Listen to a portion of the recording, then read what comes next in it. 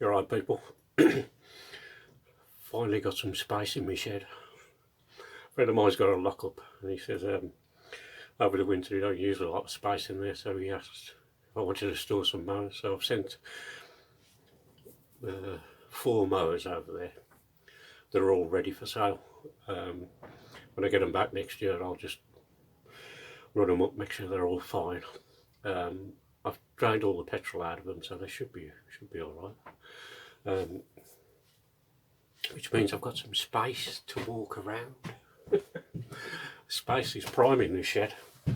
So I'll show you what is coming up in the winter, the different bits I've got to play with. So let's have a look at that then.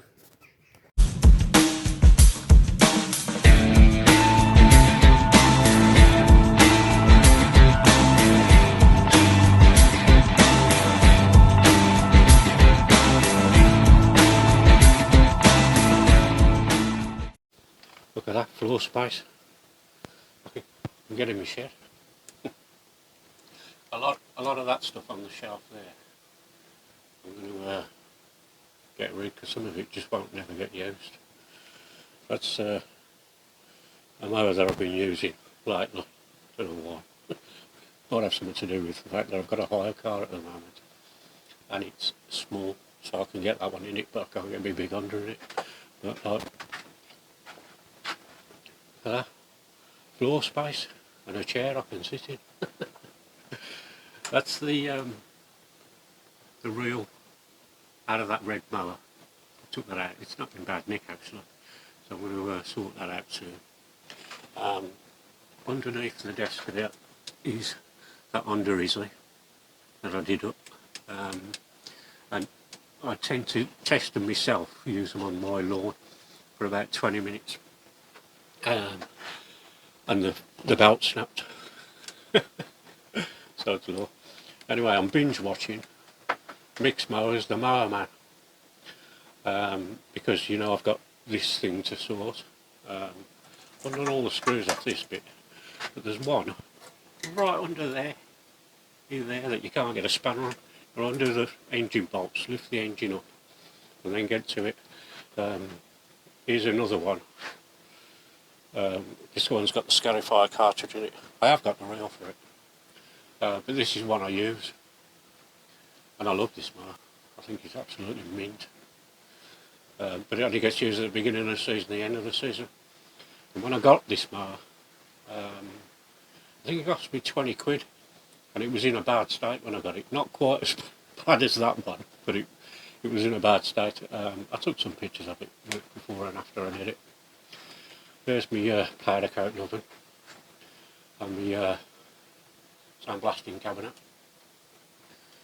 I'm going to move all these shelves off here because I don't like them. Stuff gets chucked in them, you never use them, like, you know what I mean? WD-40. I tend to buy that from Tesco's because when they have the deal on, the club card deal, it's £2.50 a can, which is a bargain. I'll be lost without that as well. My mate who's storing the mowers for me, John, he gave me that. He gave me 2 batteries as well, which is a result. Right, so that's everything I've got in here. So, shall we brave the weather? I don't know if you can see it out there, it's wet. Shall we brave the weather and see what's in the outside shed? I'm going to take all this down as well, because I don't use that, so that can get sold, because the engine blew up on the strimmer that was for. I use my chainsaw. I don't use that one either. I might sell them, get rid of them, because they've just been hanging there for months. So, let's open this door, see what it's like out there. Blowing a gale. Oof. It's like a mud pit. There's a couple of mowers there. That one, the RS100, that works perfect. shouldn't leave it outside actually, it's been out here 2 weeks. Might get that in. Right, in here. That one, you've seen that in a previous video.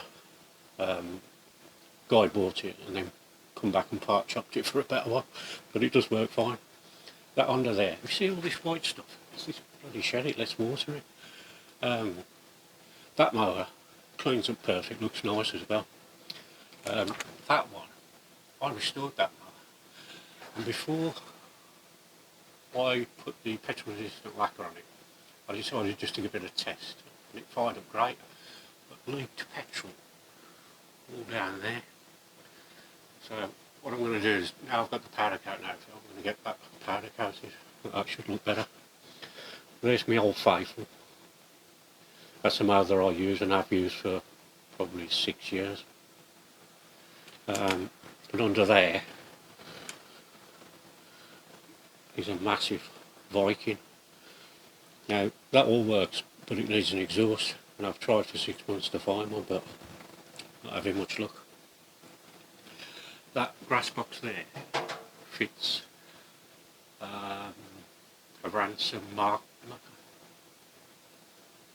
Ransom, the one with the sloper engine. That fits that, so I'm going to flog that because I ain't got the mark. That, I repaired that. That works perfect. So basically, there's another under there. The thing with this under is the deck's been filled. It starts first ball, but the deck's been filled and it looks a mess. So I'm going to strip that down for parts, because the GV100 parts, they fetch good money on eBay. Probably fetch more money as parts than what it would as a mower. So let's go back into the shed. It's cold out there.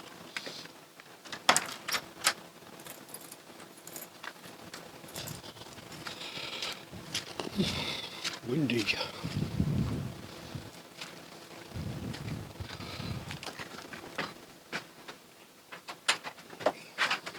Locked myself in.